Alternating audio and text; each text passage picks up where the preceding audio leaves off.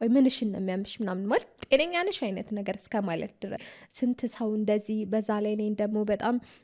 አብሮች የሚያደርጉኝ ሰዎች ነበሩ ምናምን ብዙ እንደዚህ አላችሁ የሚባሉ ሰዎች በጣም ባለሀብቶች ምናምን አይነት ነገር አዎ እና እነሱም እንትን ይሉ ነበር ምናምን ከዛ ጓደኞቼም ደግሞ እንደዚህ አይነት ሰው እንደዚህ እያናገርሽ እንደዚህ አይነት ሰው ምንድነው የምታደርጊው ከሱ ጋር ቆይ ምንሽን ነው የሚያምሽ ምናምን ማለት ጤነኛ ነሽ አይነት ነገር እስከ ማለት ድረስ ጤነኝነቴ እስኪያጠራጥራቸው ድረስ ማለት ነው ኦኬ እና በቃ እሱን ነገር ሳስብ ከዛ ቤት ሄጄ ምናምን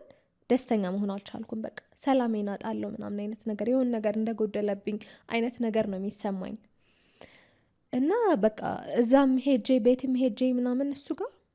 በቃ እንደዚህ ምንም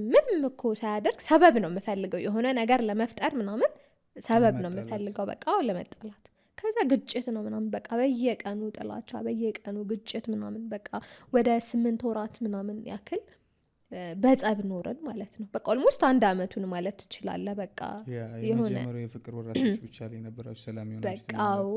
የመጀመሪያው የፍቅር ወራቶች በጣም ቆንጆ ነበሩ ደስ ይል ነበር ቤቱ የገባው አካባቢም በጣም ቆንጆ ጊዜ ነበር ከሆነ ጊዜ በኋላ ግን ነገሮች ተገለባበጡ እንዳልኩ የጓደኞቼ ተጽዕኖ አለ